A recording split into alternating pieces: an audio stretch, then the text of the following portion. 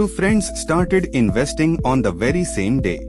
Arav hung a rocket poster, he'd pick the next big winner. Ria just bought a boring basket of every company. Arav spent hours hunting. Ria spent almost none. Years later, the boring one was quietly ahead. Here's the part nobody likes to hear. Ria beat most stock pickers with far less effort. No charts at midnight, no panic, no hot tips. Just 10 minutes a month, then she closed the app. Today, let's understand why boring usually wins. So what exactly did Ria buy? She bought an index fund, and it's simpler than it sounds. Instead of picking one company, you buy a slice of all. One purchase, and you own hundreds of businesses at once. Big ones, small ones, winners and laggards together. You stop guessing which single name will win. Think of it like betting on a horse race. Picking a stock is betting on one single horse.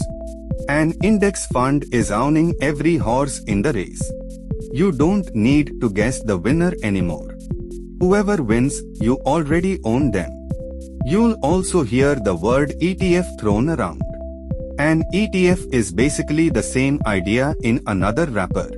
A big basket of companies you can buy in one click. Don't let the jargon scare you, it's just the basket. Now picture the classic needle in a haystack. Picking the one winning stock is hunting that needle. Sometimes you find it, mostly you just waste hours. An index fund skips the hunt entirely. Instead of searching, you simply buy the whole haystack. If the needle's in there, it's already yours. Meanwhile, Arav is busy doing the hard way. At night he scrolls news, tips, and rocket charts. Every hot story feels like the next sure thing. He buys on excitement and sells on fear. His evenings vanish into screens that never sleep. His portfolio looks like a roller coaster.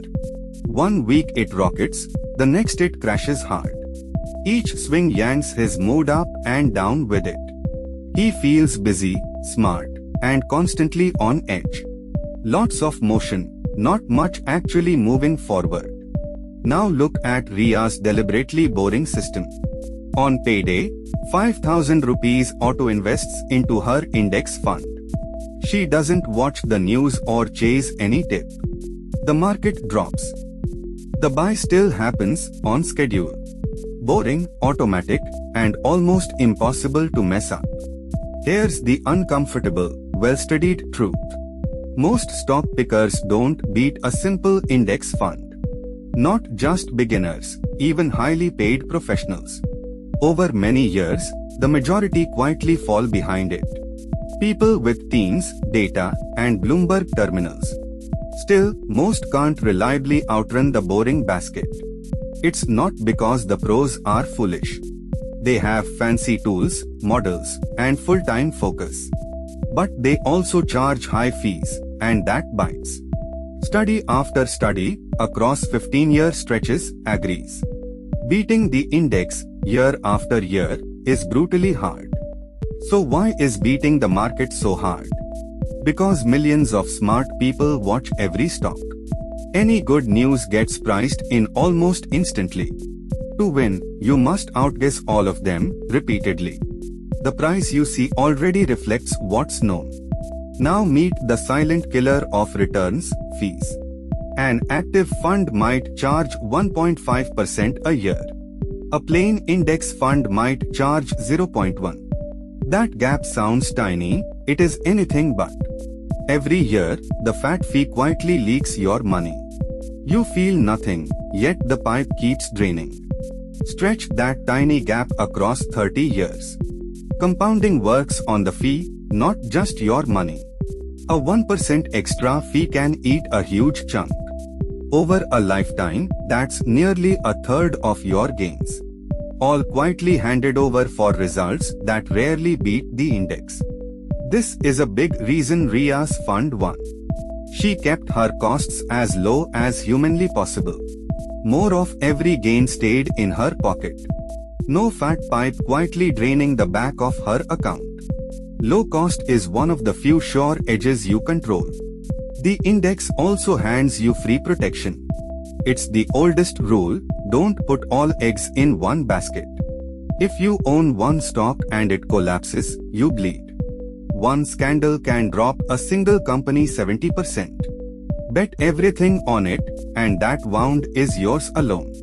Spreading across many softens any single blow. Ria owns each company as just a thin sliver.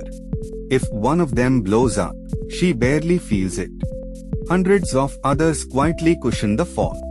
Her whole basket shrugs off a single disaster.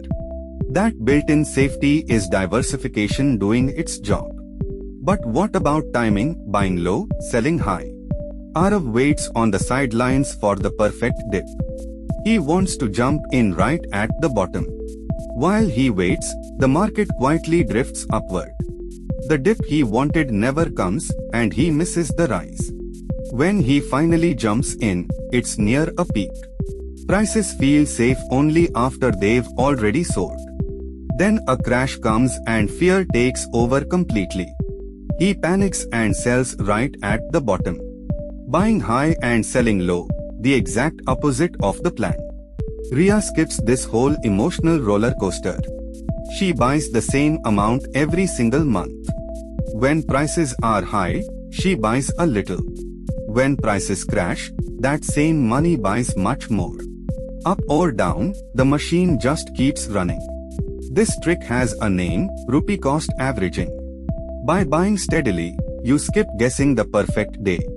High months and low months simply average out. And here's the quiet beauty of it. A market crash becomes a discount sale for her. The same money scoops up far more on the dips. Now fast forward the whole thing 20 years. Arav is tired, scarred, and roughly where he began. All those late nights, and little to show for them. Ria barely looked, yet her tree kept growing. Steady buying plus low fees plus time, compounding. Boring effort quietly turned into a real fortune. Here's the cruel twist about all that effort. In investing, more activity often means worse results. Every trade brings fees, taxes, and emotional mistakes. The more Arav tinkered, the more he leaked. Sometimes doing less is the smartest move of all. So does picking stocks ever make sense? Honestly, yes, but mostly as a curious hobby. If you enjoy researching businesses, that's genuinely fine. Just don't bet your future on those few picks. Keep the fun small and the foundation boring. A simple split keeps both the fun and the safety. Put 90% in a boring low-cost index fund. Let that quiet 90 do the real heavy lifting. Keep just 10% for picking if you must. Now your hobby can't sink your whole future. Then do one honest thing most people skip. Actually track how your 10% of picks performs. Compare it fairly against the boring index fund.